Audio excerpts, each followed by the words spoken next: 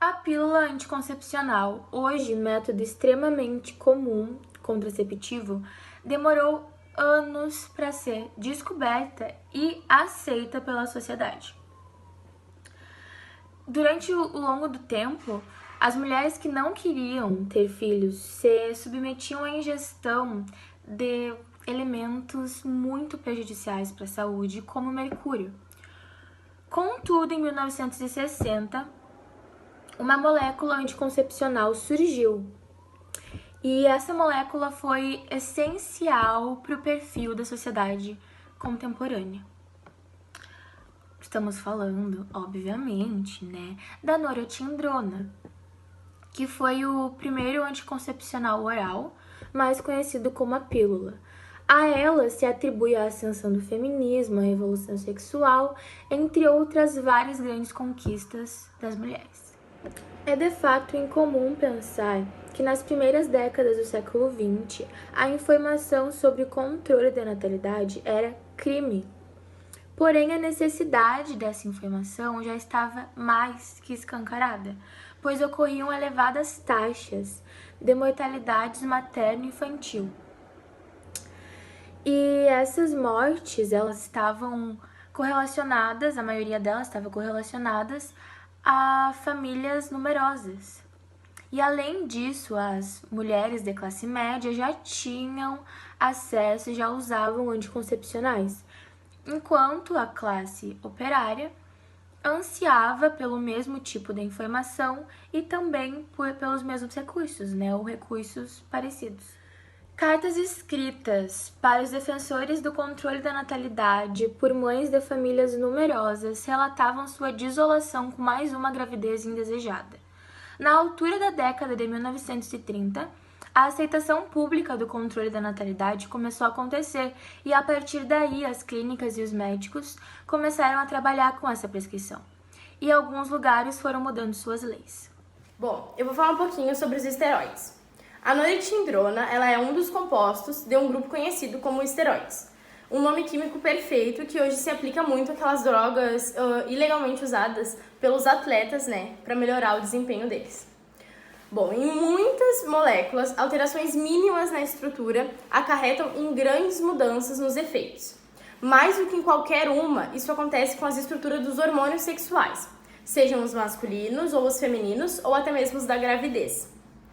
Bom, todos os compostos classificados como esteroides, eles têm o mesmo padrão molecular básico. Vai estar aparecendo aí na tela para vocês. É uma série de 4 anéis amalgamados da mesma maneira. 3 deles têm 6 carbonos cada um e o quarto tem 5. Esses anéis, como está no desenho, eles são chamados A, B, C e D. E o anel D possui sempre 5 membros, tá? Então, a testosterona, que é o principal hormônio sexual masculino, ela foi isolada pela primeira vez dos testículos de touros adultos em 1935. Porém, o primeiro hormônio sexual masculino a ser isolado foi a androsterona, que é uma variação metabolizada e menos potente da testosterona, que é excretada pela urina. Como se pode ver aí na comparação que está aparecendo para vocês das duas estruturas, há muito pouca diferença entre elas, sendo que a androsterona é uma versão oxidada em que um átomo de oxigênio duplamente ligado substitui o OH da testosterona. Bom, mas o primeiro hormônio sexual jamais isolado foi o feminino, a estrona, que foi obtida em 1929 da urina de mulheres grávidas. Como a androsterona e a testosterona, a estrona é uma variação também metabolizada do principal e mais potente hormônio sexual feminino, o estradiol. Um processo de oxidação semelhante, então, aí está aparecendo para vocês, transforma um OH do estradiol no oxigênio duplamente ligado. Então é bem parecido com o processo que acontece com a testosterona e a androsterona. Bom, mas a mera semelhança entre uma molécula e a testosterona não significa que por si só ela vai agir como um hormônio masculino. Isso não tem nada a ver. Porque a progesterona, por exemplo, que é o principal hormônio da gravidez, ela não só tem uma estrutura mais próxima da estrutura da testosterona, e da androsterona do que o estanozolol, por exemplo, como ela é também mais parecida com os hormônios sexuais masculinos que os estrogênios. Na progesterona, um grupo CH3CO, circulado aí no desenho, tá aparecendo para vocês, substitui o OH da testosterona. Bom, mas a progesterona, ela envia sinais à mucosa que reveste o útero para que ela se prepare para receber um ovo fertilizado. Uma mulher grávida, ela não concebe novamente durante a sua própria gravidez. Por quê? Porque um fornecimento contínuo dessa progesterona coíbe as novas ovulações.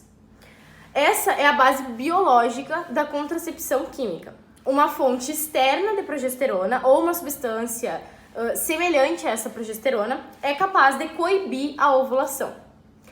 Porém, o uso da progesterona como anticoncepcional, ele tem grandes problemas. O primeiro é porque ela precisaria ser injetada, né? Porque se ela fosse ingerida oralmente, os ácidos do estômago poderiam correr ela não teria a mesma eficácia. E os esteroides naturais, que como a progesterona, eles ocorrem em pouquíssima quantidade nos animais. Então, essa extração, né, nessas fontes dos animais, ela não seria viável. A solução para esses problemas está na síntese de uma progesterona artificial, que não venha dos animais e que conserve a sua atividade quando ministrada oralmente. Em outras palavras, a síntese de uma molécula que imite o papel da progesterona requer uma fonte conveniente de grandes quantidades de um outro esteroide, cuja estrutura possa ser alterada no laboratório com as reações certas. Mike foi um químico norte-americano cujo trabalho foi decisivo no desenvolvimento da pílula. Contudo, não era esse o objetivo dele. O objetivo das experimentações químicas era achar um jeito, uma maneira economicamente viável de produzir outra molécula esteroide.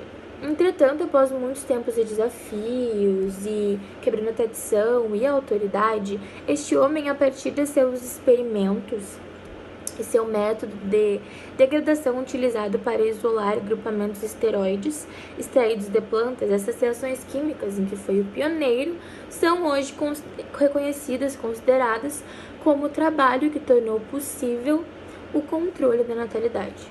Após isso, surgiu a síntese de outros esteroides, como a produção da cortisona, por Gerace, e a produção de uma progestina artificial, um composto que teria propriedades semelhantes às da progesterona, mas que poderia ser tomado via oral. De Gerace e sua equipe produziram e patentearam uma molécula fazendo modificações como a substituição do anel D de um grupo por uma ligação tripla carbono-carbono e a remoção de um grupo CH3, o carbono designado como número 19. Essa molécula era 8 vezes mais potente que a progesterona e podia ser tomada por via oral. Foi denominada noretindrona. Bom, eu vou falar um pouquinho sobre as mães da pílula. A Margaret Sanger e a Catherine McCormick foram as mulheres que influenciaram a produção da pílula anticoncepcional. Foi uma junção de princípios, direitos, a vontade de fazer a diferença com o capital necessário, impulsionaram o Dr. Rock e o Dr. Pincus a testar e descobrir os efeitos de uma molécula anticoncepcional já desenvolvida, a chamada noretinodrel. Ela difere da noretindrona apenas pela posição de uma ligação dupla. Então tá aparecendo aí, supõe-se que a molécula eficaz mesmo seja a noretindrona. E os ácidos estomacais supostamente mudavam a posição da ligação dupla da noretinodrel para aquela do seu isômero estrutural. A partir daí, estudos começaram a ser realizados com a fachada de que eram para regularização da menstruação das mulheres. Isso era uma fachada porque eles não poderiam dizer que era um estudo para o método contraceptivo, né? Naquela época havia muito preconceito, não ia deixar o estudo ir para frente. Bom, mas ele foi. E foram realizados testes em coelhos, testes de campo nas cidades, principalmente de Porto Rico, na cidade do México e em outras. E o agora chamado Enovid, ele foi rebatizado, ele foi testado, né, nesses testes e apresentou 99% de eficácia. Então, em 1957, o remédio Enovid recebeu uma aprovação limitada da Food and Drug Administration, né, a FDA, como tratamento para irregularidades menstruais. Só que 2 anos mais tarde, da sua aprovação pela FDA, 500 mil de mulheres estavam usando o Enovid para suas irregularidades menstruais. Foi aí que, por fim, o GD Seattle solicitou a aprovação do Enovid como contraceptivo oral. o que foi obtido formalmente em 1960. 5 anos mais tarde, em 1965, após essa aprovação da FDA, quase 4 milhões de mulheres já estavam usando a pílula, que ela ficou conhecida dessa forma. E estima-se que 20 anos mais tarde, 80 milhões de mulheres no mundo inteiro estavam se beneficiando das descobertas de Marker, e daquela molécula que ele havia tornado possível através das suas experimentações. Nós gostaríamos de deixar a mensagem que a norethindrona ela foi mais do que uma mera medicação para o controle da fertilidade. A sua introdução assinalou o início de uma era que tem consciência, não só da fertilidade e da contracepção, mas da abertura de oportunidades, permitindo às mulheres expressar-se sobre assuntos que haviam sido tabus durante décadas e agir com relação a eles, como o câncer, a violência na família ou até mesmo o incesto. Podendo escolher se é que vão e quando vão querer ter filhos, se vão construir famílias. As mulheres hoje governam países, pilotam jatos de caça, realizam cirurgias cardíacas, elas viram astronautas, disputam maratonas, dirigem companhias e conduzem o mundo. E muito disso deve-se ao descobrimento da pílula e à função da ascensão desse método contraceptivo que fez com que as mulheres pudessem tomar mais conta da sua própria vida. Obrigada. Foi isso.